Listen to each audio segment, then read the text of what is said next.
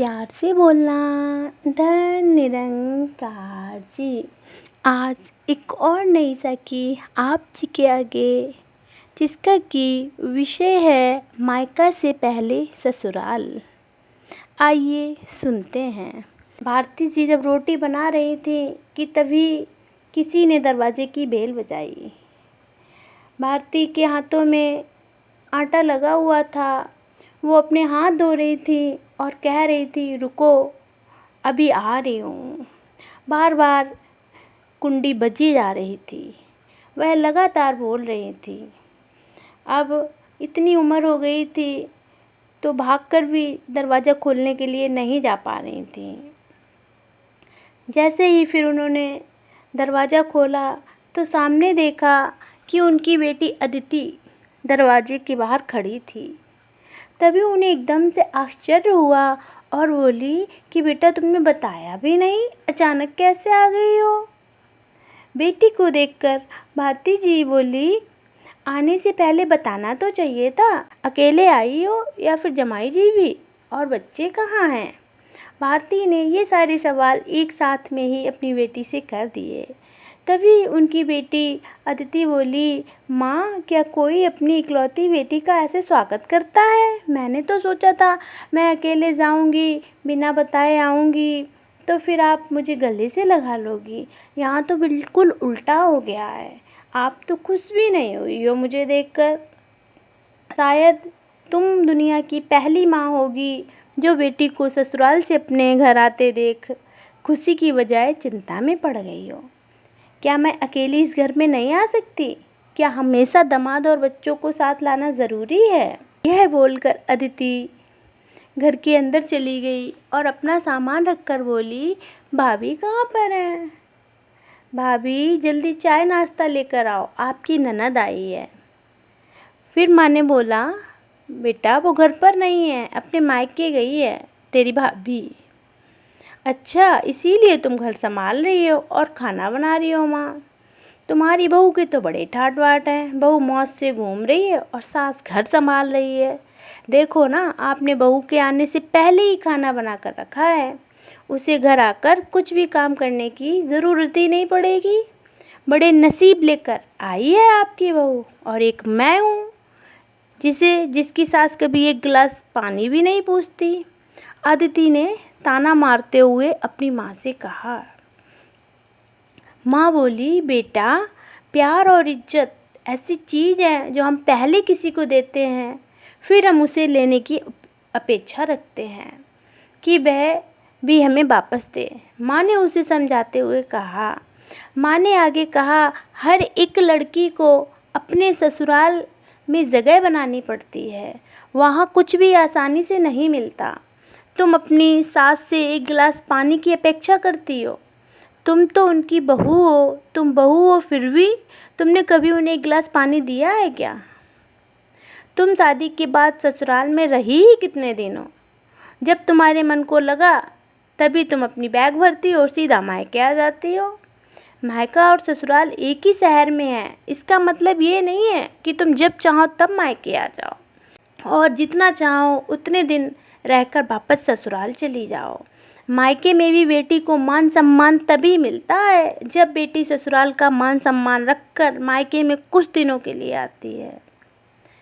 ऐसा हर रोज़ बिन बुलाए कोई कारण ना होते हुए भी कोई बेटी मायके आती होगी तो उसको साधारण पूछताछ भी कोई नहीं करता। और तुम मेरी बहू को बोलती हो ना, ऐसा उसकी माँ ने बोला। और आगे बोला, तुम तो मेरी बहू की बराबरी ही मत करो। वह कभी भी बिना बुलाए अपने मायके नहीं जाती, और गई भी हो तो वहाँ की कोई भी बात वह कुछ नहीं बोलती। जब घर में रहती है तब वह मुझे घर में कोई भी काम को हाथ नहीं लगाने देती। अब मेरी इच्छा से मैं घर का काम कर रही हूँ, वह मुझे काम करने को नहीं कह गई। अपनी बेटी को माँ के सिवाय अच्छा कौन समझ सकता है? मुझे तुम्हारा स्वभाव अच्छी तरह से पता है। तुम्हारे ससुराल में सब लोग अच्छे हैं, तुम भी उनके साथ मिलजुल कर रहना नहीं चाहती। ससुराल तो ससुराल होता है और मायका तो मायका होता है। मायके में घर का काम अपनी मर्जी से होता है, ससुराल में सबसे पहले सबका दिल जीतना पड़ता है, सबको अपना बनाना पड़ता है। उसके लिए छोटे बड़े सबको प्यार करना पड़ता है, सबकी पसंद नापसंद का ध्यान रखना पड़ता है, सबसे प्यार से बोलकर सबको उनके घर के काम में मदद करनी पड़ती है। तभी सब लोग घर में आई नई बहू को स्वीकार करते हैं, उसे अपना मानते हैं। तुम जिम्मेदारी लेने के लिए तैयार ही नहीं हो, इसीलिए रोज रोज मायके चली आती हो, यहाँ आकर भी वही करती हो।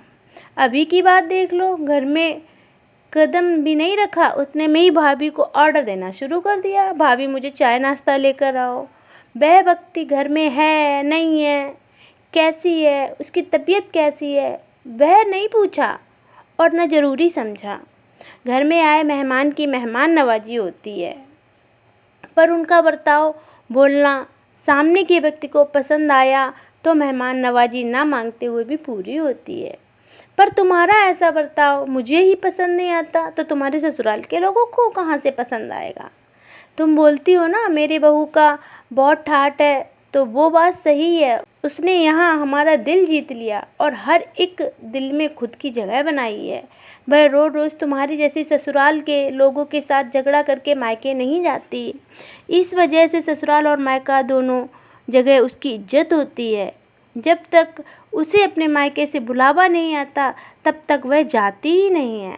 आज माँ ने ही अपनी बेटी को उसके बर्ताव के दोष दिखाए, क्योंकि उसे लगता था कि अपनी बेटी को अभी नहीं समझाया तो वह उसे कभी नहीं समझेगी। तब तक बहू भी घर पर आ गई। उसने अदिति को देखा और फिर वह बोली, अरे दीदी आप कब आई? मुझे फ़ोन किया होता तो मैं जल्दी घर आ गई होती। इस पर अदिति बोली, नहीं नहीं भाभी, मैं वापस जा रही हूँ, अभी ही मेरी सास का फ़ोन आया है, उनके सीने में दर्द हो रहा है, इसलिए मुझे वापस आना है, आऊँगी वापस कभी यहाँ। यह बोलकर अदिति अपना सामान लेकर चली गई।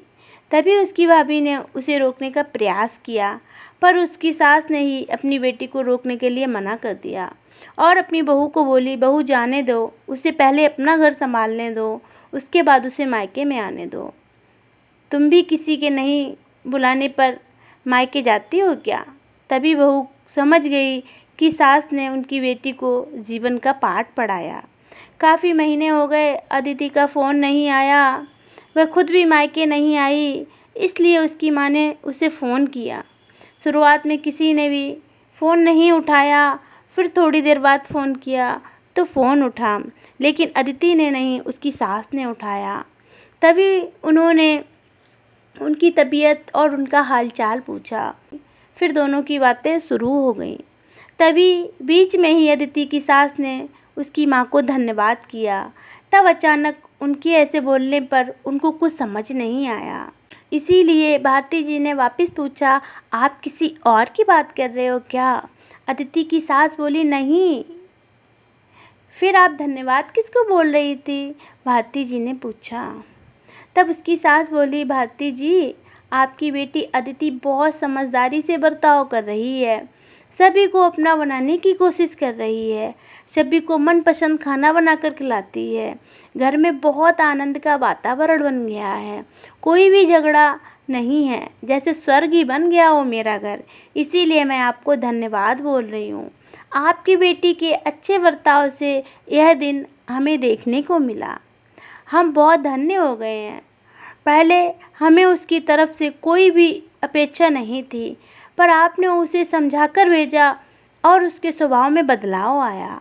आज उसी अदिति को मायके जाना तो दूर की बात, फ़ोन पर बोलने के लिए भी उसके पास वक्त नहीं है, वह अपने गृहस्थी में व्यस्त हो गई है।